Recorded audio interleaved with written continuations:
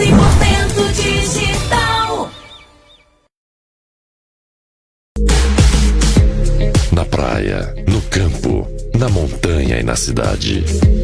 Roberto Matias, a hora da verdade. Variedades, utilidade pública, dicas, destaques, momento com Deus e muito mais. Roberto Matias, a hora da verdade. Olá, estamos mais uma vez aqui com a nossa programação semanal aqui na TVI, Rádio e TV Imprensa. Nós teremos hoje uma entrevista, mais uma vez, super especial. Não saia dessa programação.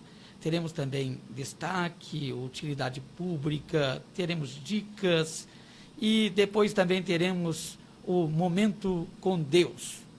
Essa programação será muito especial, porque nós vamos homenagear aqui uma classe, uma categoria que é tão desvalorizada no nosso país. E o mês de outubro, além de marcar também, né, outras comemorações, eu tenho como uma das mais especiais, que é o professor no nosso Brasil. Eu quero dedicar esta programação aos professores do nosso Brasil, especialmente daqui de São José dos Campos, do estado de São Paulo, enfim, de todo o nosso Brasil. Esses heróis que são tão desvalorizados e que lutam, eles fazem da profissão um sacerdócio. E eu quero começar dando uma nota 0 aqui, e essa nota 0 que sirva de incentivo. Eu quero dar uma nota 0 para todos os governos que passaram e que não valorizaram os nossos professores. Aqueles que formam todos os demais profissionais do nosso país. Eu quero dizer que o nosso país é um país emergente, é um país que caminha para o primeiro mundo, mas se não valorizarmos os nossos professores, nós não vamos conseguir chegar lá. Então, é muito importante, eu quero dar uma nota 0 para todos esses governos que não tiveram a sensibilidade de enxergar os nossos professores, de valorizar os nossos professores, de investir verdadeiramente na educação. Então, a minha nota 0 é uma nota de incentivo para aqueles que estão almejando hoje o cargo nos municípios, a prefeitos, e que vocês possam valorizar os seus professores e que os seus exemplos possam chegar a nível estaduais e também federal nas próximas eleições. Então, essa nota é uma nota não de só indignação, mas é uma nota de incentivo a todos vocês que pleiteiam um cargo público. E a minha nota 10, como não poderia ser diferente, é exatamente para todos os professores, é para todos vocês abnegados, que mesmo sendo desvalorizados, continuam ali lutando, continuam ajudando as famílias, os pais, a formarem os seus filhos, e tem feito dessa profissão um sacerdócio. E eu quero dar a nota 10 para vocês, e dizer aqui, nós estamos com vocês, nós vamos lutar aqui para que vocês sejam valorizados. Este é o legado que nós vamos deixar como comunicador aqui neste país. Vamos seguir a nossa programação. O momento de entrevista. Momento Dicas. Livro Caminhando na Maravilhosa Luz. Um livro com a autoria de Roberto Matias. Prefácio, Pastor Valdenberg Viana. A apresentação do saudoso pastor João Arantes Costa. Com uma leitura acessível e de fácil compreensão, destaca assuntos como plano de salvação, batismo, cartas às igrejas do Apocalipse, dons espirituais, bibliologia, visão missionária da igreja, bem como sua atuação na sociedade e muito mais. À venda nas principais livrarias da região ou através do WhatsApp 12 99156 1185. Livro Caminhando na Maravilhosa Luz. Momento Destaques. A solidariedade é um dos atos mais nobres do ser humano. E a CI lança a campanha ACI Solidária. Este projeto visa auxiliar o maior número de pessoas possível que estão passando neste momento por uma situação de vulnerabilidade em função do Covid-19. E você pode ajudar. Você, pessoa física, você, pessoa jurídica, pode contribuir com esse projeto. Faça o seu depósito nessa conta que está aqui. Esta conta é específica para o projeto ACI Solidária. Nós estaremos dando visibilidade nos nossos portais, no nosso site, de todas as empresas, pessoas físicas que estão contribuindo com o projeto e o destino, quem está recebendo esse auxílio. Por isso, a sua importância é muito grande nesse projeto. Nós contamos com você, todos juntos, unidos, cada um fazendo a sua parte, para que a gente possa transformar este mundo num lugar melhor para viver. É a CI e você, preservando vidas, empregos e empresas. Vem conosco para a CI Solidária e vem ajudar o maior número de pessoas possível. Deus te abençoe. Grande abraço.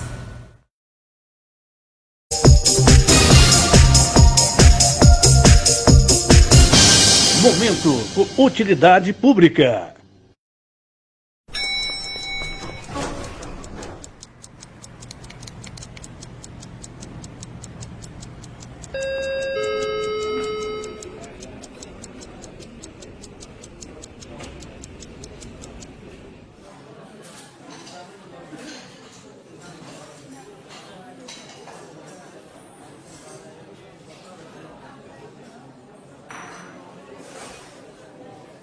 Chato esperar, não é? São mais de 100 instituições esperando pela sua doação. Acesse doaçãojosé.com.br e ajude as instituições da nossa cidade. A mudança começa por você. Todo dia é dia de doar. Uma iniciativa do Fundo Social de Solidariedade. www.valegospelnoticias.com.br Revista eletrônica Vale Gospel Notícias. Roteiros de igrejas, variedades, eventos, testemunhos, política, reflexão, lançamentos de livros, músicas, atualidades e muito mais. A primeira revista evangélica online da região. Para enviar matérias, eventos e anúncios, mande para o WhatsApp 12 991 56 11 85. www.valegospelnoticias.com.br Mais uma realização do Roberto Matias.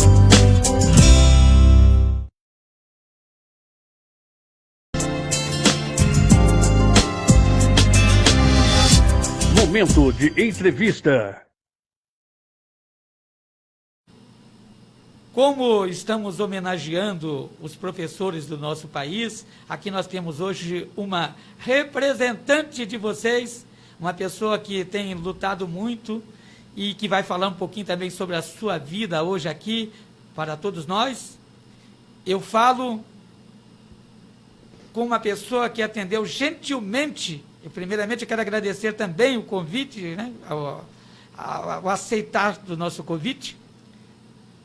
Professora Antônia Varoto, ex-presidente da Fundação Cassiano Ricardo de São José dos Campos e passou por vários trabalhos aqui na cidade. Ela vai falar um pouquinho sobre isso. Seja bem-vindo! Bom dia, obrigada pelo convite, e a sua abertura falando dos professores já me emocionou.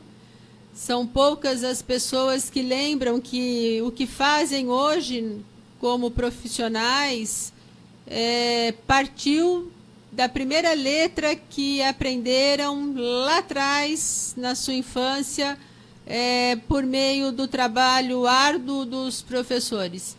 Nós estamos numa época de pandemia, nós estamos vendo famílias se descabelando com 3 crianças em casa, enquanto o professor tem 50 numa sala de aula, no mesmo horário, 40, e dá conta de todo mundo, e ainda tem pai que vai lá e, insatisfeito, maltrata os professores porque não fez a vontade do filho. Educar não é fazer vontade, né? Educar é bem diferente disso. E a gente tem que lembrar que tem professores principalmente aqueles que dão aulas específicas, professores que pegam as crianças para educação física e arte, que atendem de hora em hora 40 grupos, 40 crianças por grupo, e aí são 200 crianças por período. E ninguém faz essa conta, mas a gente está vendo bastante pai procurando ajuda e não vendo a hora da aula começar, porque 3 em casa é um número excessivo. Foi uma boa experiência essa pandemia. Muito bom, né? E essa pandemia mostrou muita coisa, ela revelou muita coisa para nós. Muitos hábitos vão ser mudados, né? Mas eu vejo que a população ainda não está muito preocupada não com essa pandemia, hein, professora? Eu quero deixar claro que eu não estou achando bom que tivemos e estamos tendo e passando por uma pandemia, não é isso.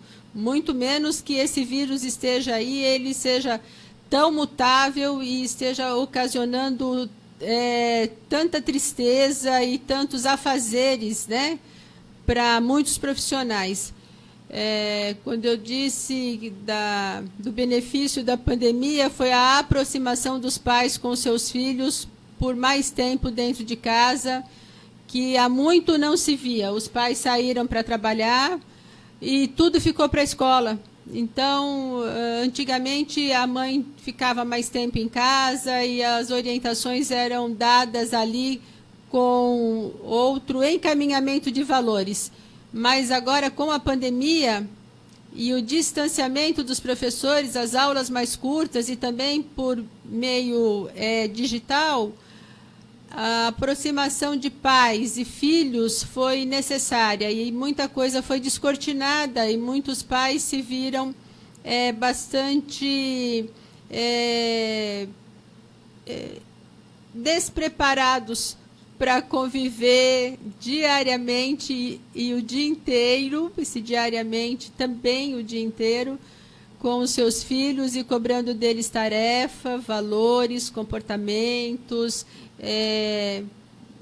Nesse sentido que eu vi benefício na pandemia, mas não a pandemia em si, por favor, jamais. Nós entendemos perfeitamente, e eu creio que todos os telespectadores, os ouvintes também entenderam.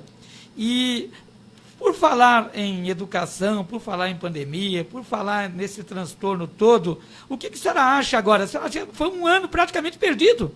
Não, nós ganhamos esse ano. Como?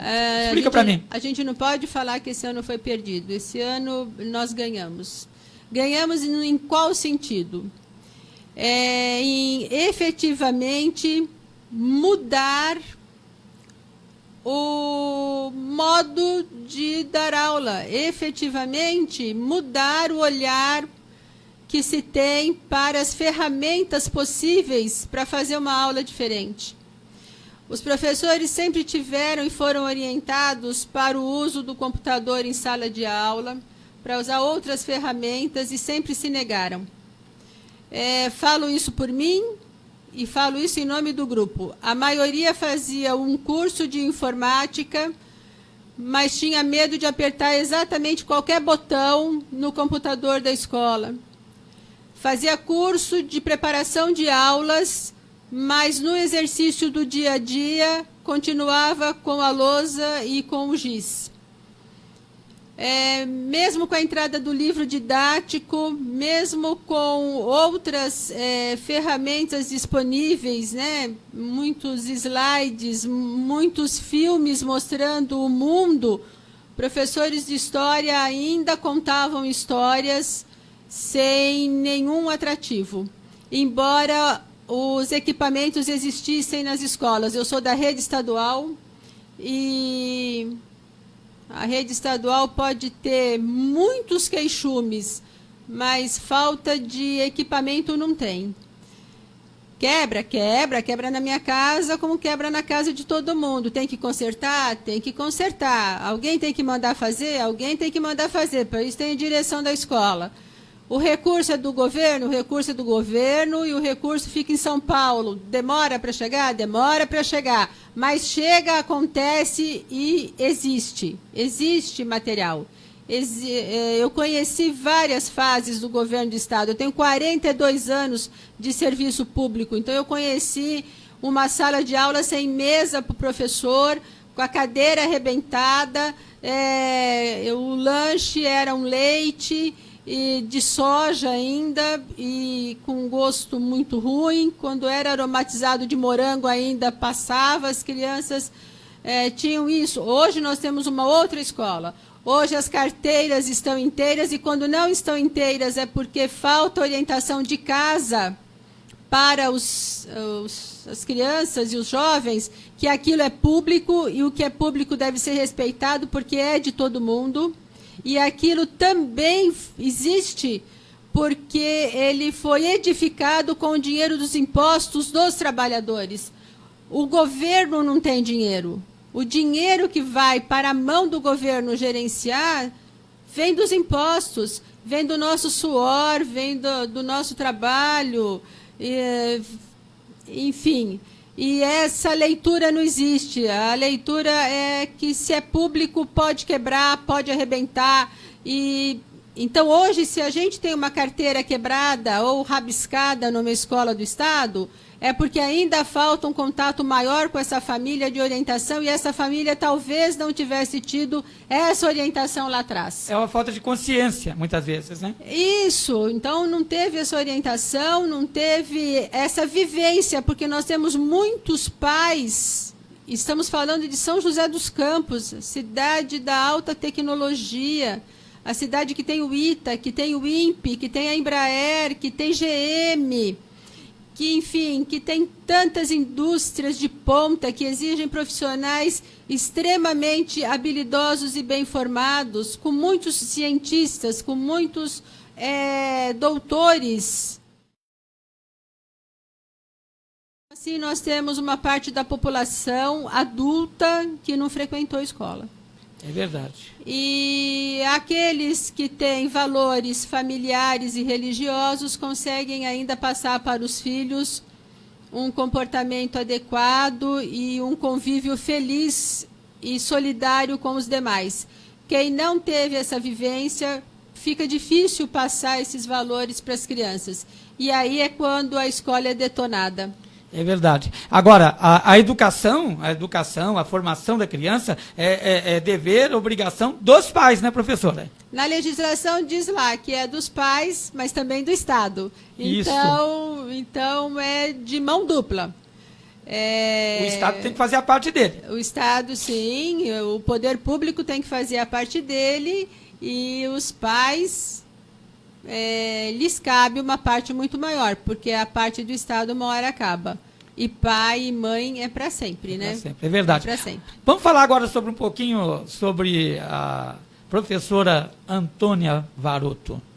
A senhora falava que depois de um certo tempo a senhora saiu do Estado e foi para o município. Como é que funcionou? Como é que foi tudo isso? Bom, eu acho que a história começa um pouquinho antes. Eu comecei a trabalhar dentro de uma escola com 13 anos de idade, na secretaria da escola. Naquela época não tinha nenhum problema menor de idade trabalhar. Verdade.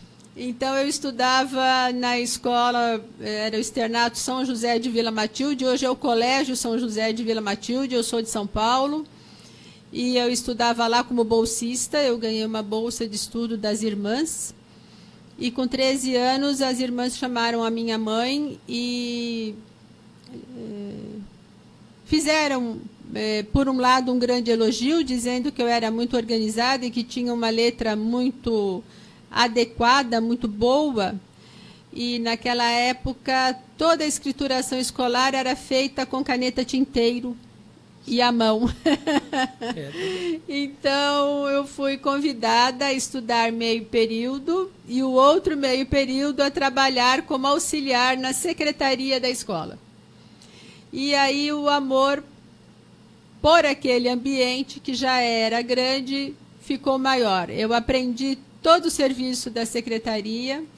Do Colégio São José de Vila Matilde, eu fui para o Colégio dos Padres Olivetanos, já fazendo magistério, então eu fazia magistério no Colégio São José e trabalhei na secretaria e montei a biblioteca do Colégio dos Padres Olivetanos, que é o Colégio Olivetano que tem na Vila Esperança, em São Paulo. E formada professora, eu fui para o interior, a minha mãe havia falecido, meu pai resolveu ir para o interior e eu fui morar em Ilha Solteira. No outro extremo, se a gente fizer uma linha na diagonal no estado de São Paulo, saindo de São José dos Campos, a gente dá em Ilha Solteira. Certo. No outro extremo do estado, Ilha Solteira não era um município, era um distrito de Pereira Barreto.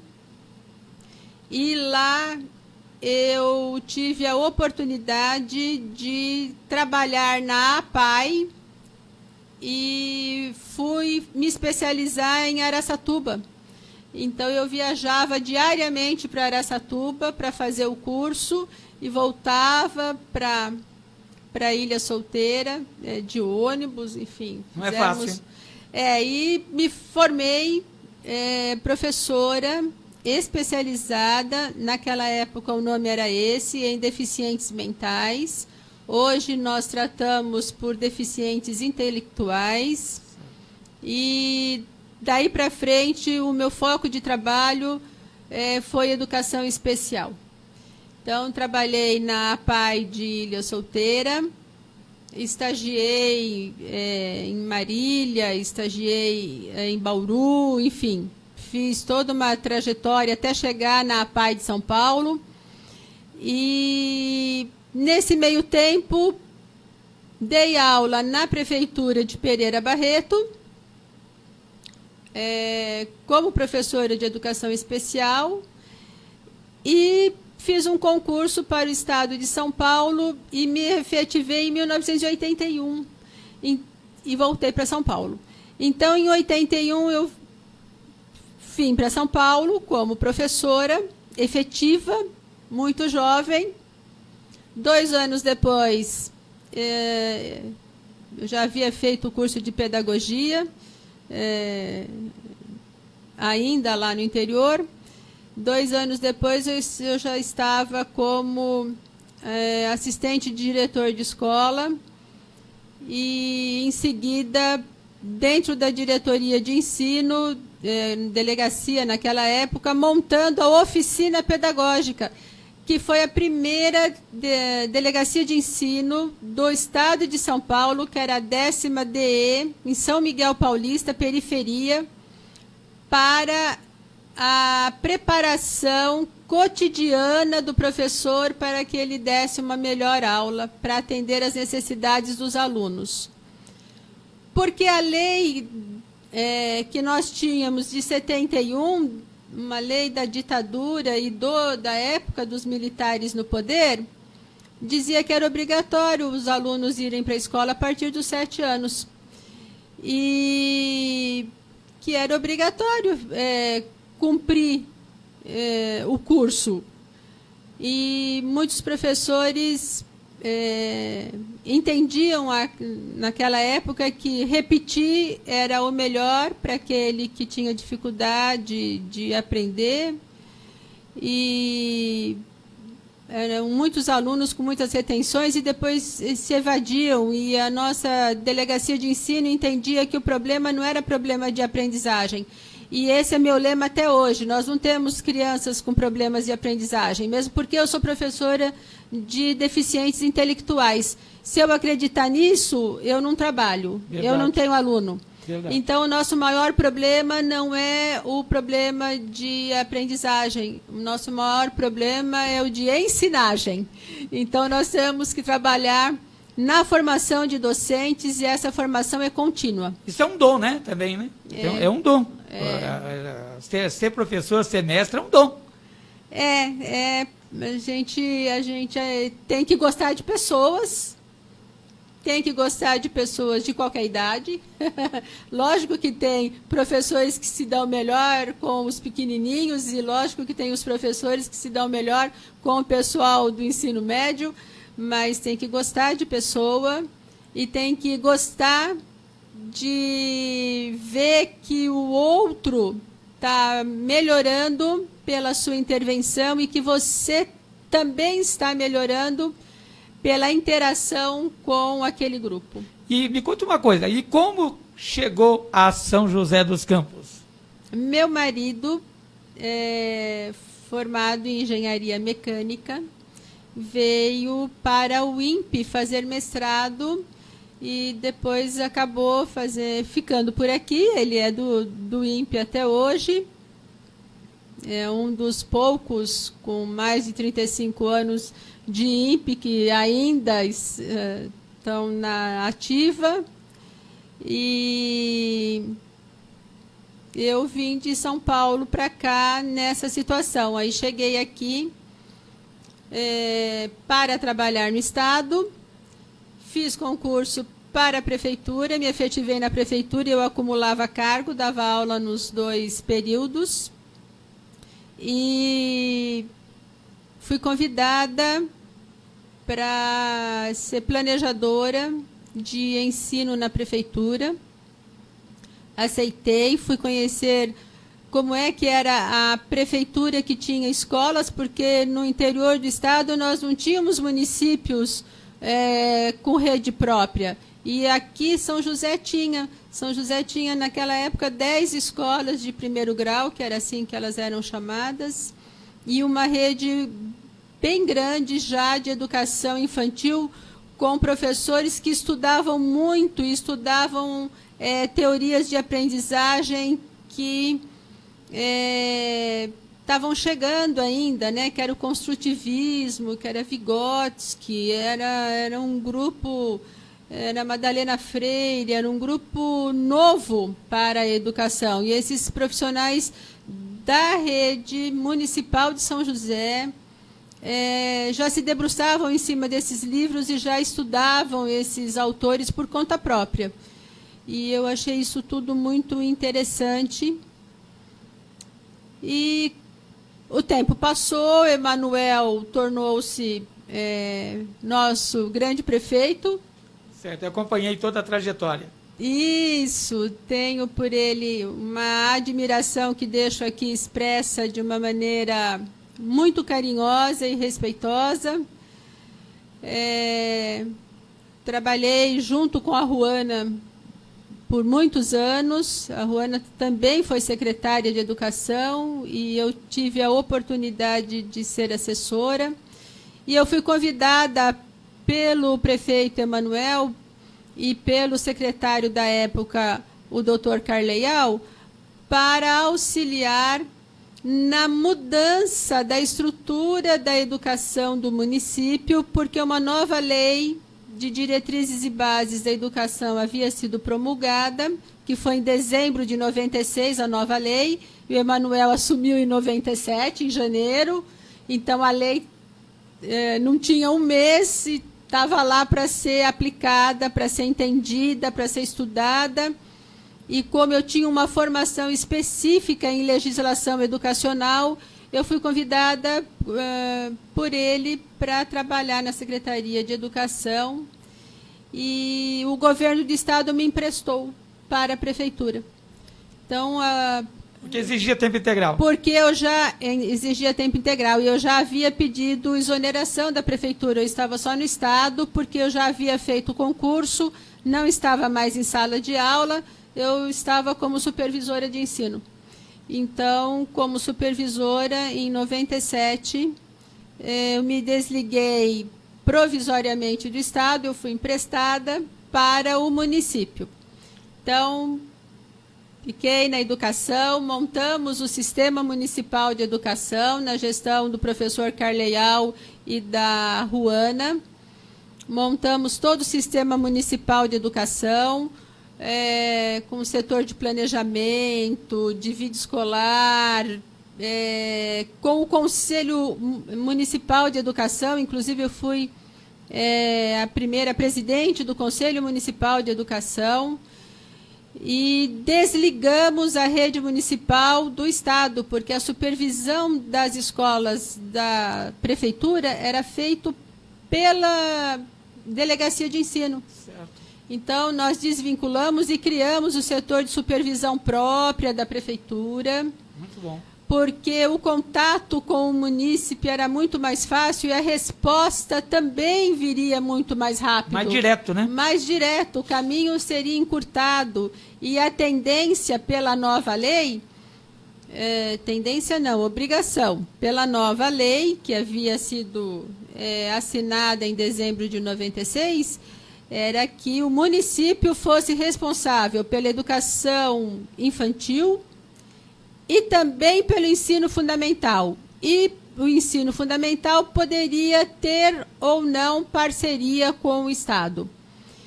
Então, a gente sabia que o ensino fundamental deveria crescer em São José dos Campos. Então, melhor ainda que fosse de forma autônoma para a prefeitura, para que ela pudesse tomar as decisões, conversar, verificar onde era melhor ter uma nova escola ou municipalizar uma do Estado, para melhor atender a população, ampliar o trabalho. E foi isso que fizemos lá na educação, enquanto eu lá estive. Depois saí de lá, fui para a assessoria especial do prefeito, lá no 7º andar, como assessora para assuntos em educação, por conta das decisões e dos convênios firmados com o próprio Estado. Eu conhecia as duas redes, então era fácil, trâmite, né? Exatamente, fácil conversar para fazer os convênios da municipalização das escolas estaduais que houveram na época, que aconteceram naquela época, e para a decisão de auxiliar nas decisões de onde nós deveríamos ter mais escolas de ensino fundamental.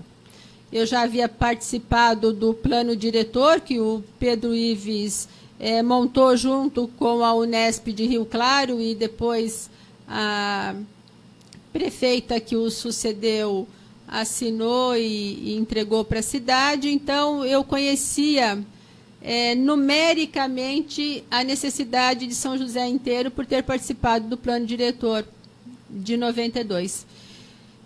Então, e que não foi feito absolutamente nada até 97. Então, em 97, nós resgatamos esse plano, esses dados, e refizemos, atualizamos e demos esse encaminhamento. Certo. Agora me conta uma coisa.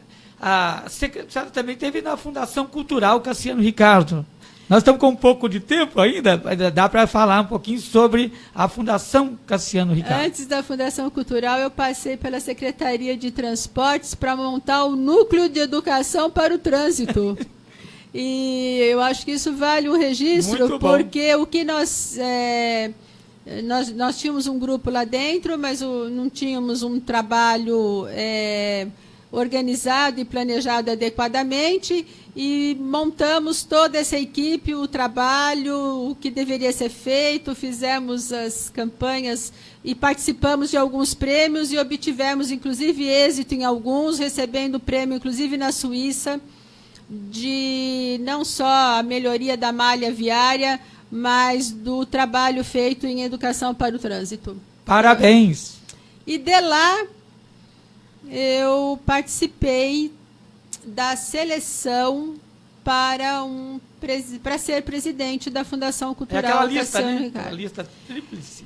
É uma lista tríplice, mas a gente entrega um currículo, entregamos um projeto para a Fundação. Eu fiz questão de conversar com o Conselho Deliberativo da Fundação Cultural, me apresentar, explicar o meu projeto antes do dia da eleição. E assim aconteceu, e optaram pelo meu nome. Fiquei os 2 primeiros anos, conforme manda o Estatuto da Fundação Cultural, e depois eu fui reconduzida por mais 2 anos, que é o máximo que se pode ficar na Fundação. Então, durante 4 anos, eu estive à frente da Fundação Cultural Cassiano Ricardo, com muito orgulho. E os resultados? Eu sou suspeita para falar, mas Foi uma época de grande transformação na cultura, porque vínhamos de um momento de poucos projetos diferentes e nós conseguimos montar uma escola de dança na cidade inteira. Todos os espaços culturais tinham aula de balé, tinham aula de sapateado. Não tinha dança moderna, não tinha dança de rua. Antônia, você é contra isso? Não, mas isso as crianças já tinham na convivência delas. No dia a dia. No dia a dia, nós tínhamos que levar outra educação. Nós tínhamos que educar o ouvido dessas crianças para outras experiências. Então, a música clássica entrava com o balé, e não entrava sozinha, porque explicávamos quem era o compositor, quantos minutos tinha aquela música, se tinha ou não já um balé feito para ela, por isso que era balé clássico, e as crianças da cidade inteira, onde tinha um espaço cultural, nós montamos um núcleo da escola de dança. Aproveitamento total dos espaços, né? Todos os espaços foram 100% ocupados por crianças e jovens, com aulas de dança, com aulas de música. Nós tínhamos as aulas de música nos espaços culturais pela cidade toda, desde da turma do bate-lata, passando por violão. A gente só não tinha piano porque era muito caro e os espaços culturais tinham espaços culturais extremamente pequenos para a gente até colocar esse instrumento tão delicado ali. Mas o que a gente pudesse levar, tinha violino, nós levamos para a cidade inteira. E montamos na sede, lá no Parque da Cidade, a Orquestra Infanto-Juvenil, e montamos também, foi o primeiro município que se utilizou da lei de licitação para comprar os serviços de músicos, e foi assim que nós montamos a orquestra profissional de São José dos Campos, com o auxílio de grandes nomes, do maestro Júlio Medalha, enfim, de um grupo selecionado para montar essa orquestra. Nós nunca havíamos montado da forma técnica que demandava esse trabalho. Eles ouviam a pessoa tocar às cegas e eles escolhiam pela capacidade técnica e não por ser meu amigo ou meu colega. E certo. Todos os músicos da orquestra... Não tinha privilégios, né? Não tinha privilégios. Não, foi uma orquestra todinha montada. Primeiro escolhemos o regente. Tivemos toda uma seleção de regentes, então, com bastante dificuldade. O primeiro lugar, inclusive, não ficou com a orquestra, porque ele tinha um curso de regência dos Estados Unidos, mas o documento, o diploma dele não havia sido validado por uma universidade brasileira, então ele foi desclassificado pelo segundo colocado. Aí o Stasi, que estava em segundo colocado, tinha a documentação, também formado fora do país, mas tinha a documentação dele em ordem, o reconhecimento dele, inclusive pela Universidade da Bahia, e abraçou o projeto conosco, fez parte da banca da escolha dos músicos. Então, nós montamos também uma companhia de dança profissional. Com qual intuito? Se eu tenho crianças aprendendo a tocar instrumentos, eu precisava de uma orquestra para que fosse exemplo, para que eles soubessem que eles poderiam chegar naquele ponto, naquele estágio. Incentivo, né? Como qualquer profissão. O senhor escolhe fazer um curso de medicina, o senhor vai fazer estágio com quem já é médico. É verdade. O senhor quer ser professor, o senhor vai fazer estágio com quem já dá aula. exatamente com esse mesmo princípio. Então, a escola de dança, a escola de música, montamos um coro com toda a infraestrutura, considerando que as cordas vocais de cada indivíduo era o instrumento que ele tinha, então eles aprendiam a ler partituras, tinham aulas inclusive de outras línguas, dependendo da música que eles fossem executar, tinha professor de francês, de alemão, enfim, para que a dicção fosse a melhor possível, e com isso a gente foi ampliando o desejo deles pela cultura. Paralelamente a isso, não sei se eu estou falando demais, mas paralelamente a isso, pela primeira vez, nós trouxemos para São José dos Campos os cursos técnicos da área de cultura. Porque todo mundo fala assim, São José é uma cidade tecnológica, então os cursos que nós temos no ensino médio, técnicos, são voltados para a área tecnológica ou para a contabilidade, ou para a enfermagem, para a área de saúde, alguns. Direcionada, né? É direcionado para alguns nichos que a cidade enxerga como sendo mercado de trabalho, mas a cultura é um mercado de trabalho imenso. Ninguém enxerga o que tem atrás da cortina de um palco. É verdade. Então, nós temos os iluminadores, os cenógrafos, né? É uma estrutura toda, né? Essa estrutura não nasce do nada. A gente tem uma marcenaria própria para teatro, a gente tem uma marcenaria própria para cenografia, iluminação a mesma coisa, e nós trouxemos curso técnico de museu, de técnico de museu, porque nós tínhamos o Museu do Folclore, que era o único em funcionamento nessa área no eixo Rio-São Paulo. O de São Paulo estava fechado, só o nosso que existia. Nós tínhamos pretensão, na época, de montar o museu da cidade, mas a gente não tinha nem o técnico para pôr lá dentro. Nós já não tínhamos museólogos na cidade, o que já era perder muito. Nós tínhamos que ter alguém formado em nível superior, que a cidade já não tinha na época. Mas o mais importante é que foi uma gestão maravilhosa, a senhora conseguiu deixar uma marca, deixar um legado, e agora nós estamos chegando ao final da nossa programação, da sua entrevista.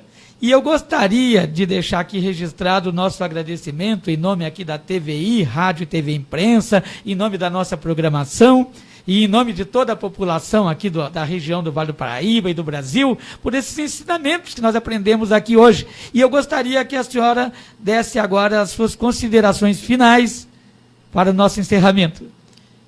Bom, primeiro que o ser humano não se faz sozinho, né? Girafa nasce girafa, chimpanzé nasce chimpanzé, ser humano não nasce ser humano.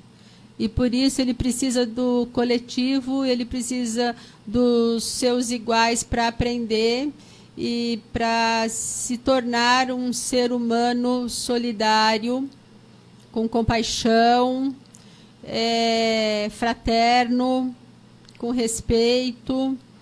E nós, por sermos pessoas e termos um cérebro extremamente atuante e cheio de condições, nós temos que dar oportunidade e exercitá-lo. Nós temos por obrigação que essas crianças frequentem as escolas e que façam mais, que tenham esse desafio.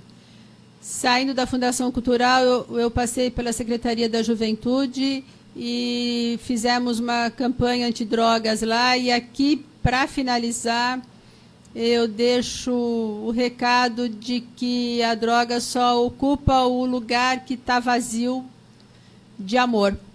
É verdade. O lugar que tiver cheio de amor, a droga não entra.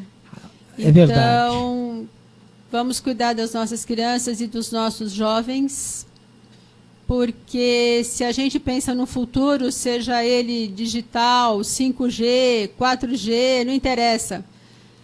A gente precisa das nossas crianças e dos nossos jovens para fazer um mundo melhor. Amém. Muito obrigado pela sua presença, sua participação. Não vá embora. Nós vamos ter daqui a pouco um momento com Deus para completar a nossa bênção aqui nesta manhã. E vamos para os nossos comerciais. Rádio e TV Imprensa, 100% digital.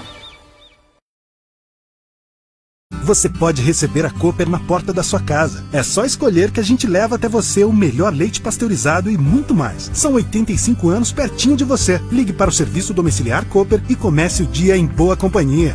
Leite Cooper. Azul online. Nós estamos aqui situados na rua Raul Roldão 54, Vila Betânia, aqui em São José dos Campos, e atendemos todos os aposentados, pensionistas, funcionários públicos, municipais, estaduais, federais, inclusive Exército, Marinha, Aeronáutica, PM, professores do Estado, funcionários da Prefeitura de São José e Urbã. Nós temos os melhores produtos na área de consignado, empréstimo pessoal e refinanciamento de imóveis. Quem precisar de alguma orientação, telefone 012 99 719 1615. Procurar Sérgio Luiz. Clínica Odontológica Odontovap. Temos profissionais altamente capacitados e prontos para atender você. Oferecemos vários tipos de tratamentos, como colocação de aparelhos, implantes, restauração, clareamento, prótese, entre outros. Agende sua consulta. Odontovap, Centro de Odontologia do Vale do Paraíba. Rua Coronel Donato Mascarenhas, número 911, no Monte Castelo, em São José dos Campos, São Paulo. Fone 12 3942 1040. Momento com Deus.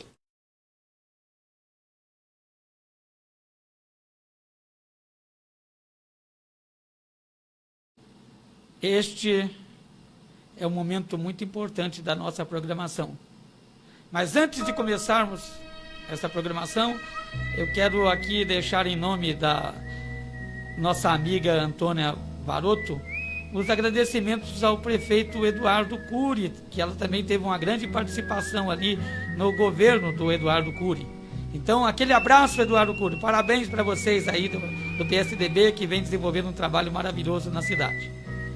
Agora vamos entrar com este momento muito importante da nossa programação. Muitos questionam a palavra de Deus, muitos questionam a Bíblia. E pensando nisso, e sentindo a resposta de Deus no nosso coração, Ele nos trouxe uma breve palavra, uma breve reflexão nesta manhã, para falar sobre a palavra de Deus, que é infalível e imutável.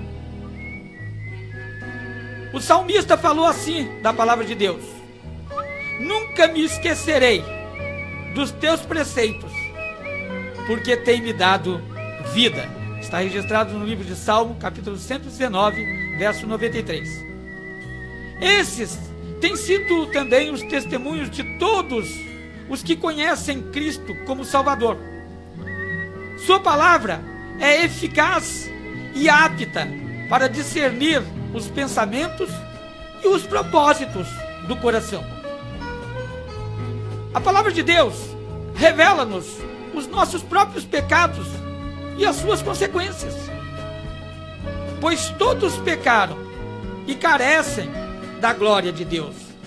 Porque o salário do pecado é a morte. A palavra de Deus também nos fala do amor e da salvação de Deus. Mas Deus, sendo rico em misericórdia, por causa do grande amor com que nos amou e nos deu vida juntamente com Cristo, pela graça sois salvos. Não é por mérito, mas é pela graça de Deus. E Ele também dá sabedoria para a vida diária, dizendo: lâmpadas para os meus pés é a tua palavra e luz para os meus caminhos. O que me inspirou a escrever um livro, que é o livro Caminhando na Maravilhosa Luz. Você já ouviu alguém testemunhar para outras pessoas do amor de Deus? E alguém sempre refutar, frequentemente dizendo: Espere. Isso foi escrito por homens. E está cheio de erros, como qualquer outro livro. Muitos outros expressam pensamentos semelhantes. Como os cristãos afirmam que a Bíblia é a palavra infalível de Deus. Mas não vejo razão aparente para acreditar que as palavras escritas na Bíblia pelo homem sejam mais infalíveis do que as palavras escritas pelo homem numa revista de ciências.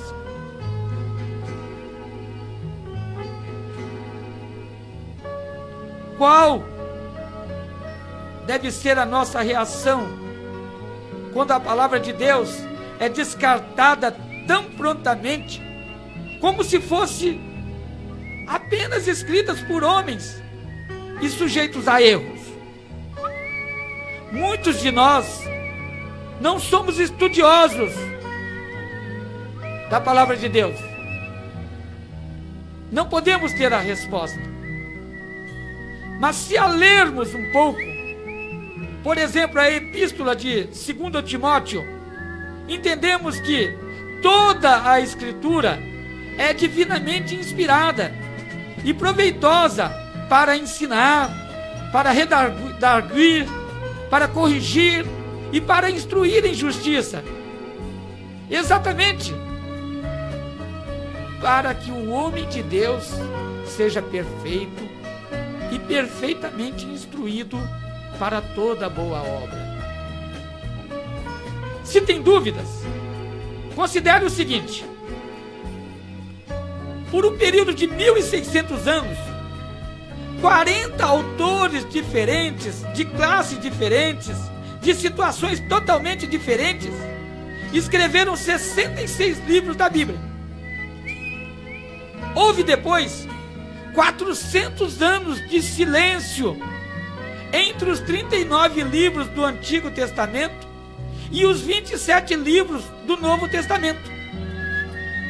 Mesmo assim, de Gênesis a Apocalipse, temos uma única história. Sabe por quê? Exatamente porque, mesmo usando homens, a Bíblia tem um único autor: Deus, por meio do Espírito Santo.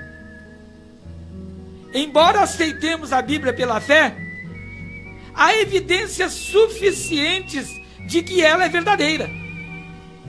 Sejamos diligentes para estudar e compartilhar o que aprendemos com os outros. Verdade ou mentira? No mundo cético em que vivemos, você pode acreditar na confiável palavra de Deus. Lembre-se que muitos livros informam. Nós temos uma professora hoje aqui no estúdio, representando todas as professoras do Brasil. Mas só um transforma. E sabe qual é este livro? A Bíblia. Os apóstolos tinham a mesma confiança nos registros de Jesus. E diziam: porque não nos demos a conhecer o poder e a vida de nosso Senhor Jesus Cristo, seguindo fábulas engenhosamente inventadas, mas nós mesmos fomos testemunhas oculares da sua majestade. Está registrado no livro de 2 Pedro, capítulo 1, verso 16. Podemos estar certos de que o relato bíblico do Rei dos Reis é um relato histórico exato. Em um mundo de mudanças, você pode confiar na palavra imutável do nosso Deus vivo. Que Deus te abençoe. Que todas as dúvidas sejam eliminadas do teu coração, para que você possa viver de fé em fé, de glória em glória e de vitória em vitória na presença deste Deus Todo-Poderoso. Eu quero colocar a tua vida nas mãos deste Deus que nós servimos. Eu quero colocar a vida da querida Antônia Baroto, que gentilmente atendeu o nosso convite e não sabia que ia passar um período da manhã tão diferente da sua vida. colocar a sua família, colocar a vida da Kevin, do Ferreira, do Peninha, de todos aqueles que participam desta programação na TVI, Rádio e TV Imprensa. Eu quero colocar a vida de todos os candidatos a vereadores, a prefeitos, para que eles possam seguir uma linha diferente, uma linha de amor verdadeiramente, que eles possam encarar os seus adversários somente como adversários, que não exista confusão durante este final de campanha. Eu coloco a vida dos prefeitos, dos governadores, dos vereadores, dos senadores, do presidente da República e de todas as autoridades constituídas por Deus. Porque todas as autoridades são constituídas por Deus.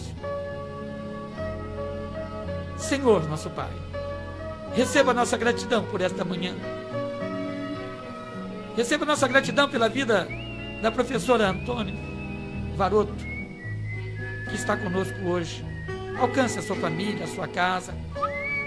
Vai tirando, Senhor, todo impedimento para que ela possa caminhar de fé em fé, de glória em glória, de vitória em vitória, juntamente com meus irmãos que estão nos ouvindo, nos assistindo nesta manhã, curando, libertando, restaurando. Eu coloco todas as autoridades constituídas por Ti, porque feliz é a nação cujo Deus é o Senhor. Receba a nossa gratidão, cura, liberta, restaura aqueles que estão no leito em casa, como a minha irmã Elisete, que está no hospital ainda, e todos os outros que estão também no leito de hospital. Vai visitando, vai curando, vai libertando, vai restaurando, Pai. Que tudo seja para a honra, glória e louvor de Deus, Senhor. Receba mais uma vez a nossa gratidão, porque nós fazemos tudo para a honra, glória e louvor de Deus, Senhor. Muito obrigado por essa manhã. Muito obrigado, Senhor, por essa semana que o Senhor vai nos conceder. Em nome de Jesus e para a honra, glória e louvor do teu santo nome. Amém. Nós estamos indo embora, mas retornaremos na próxima semana, se assim o Senhor nos permitir. Receba o meu abraço carinhoso e até lá. Tchau. Roberto Matias, a hora da verdade.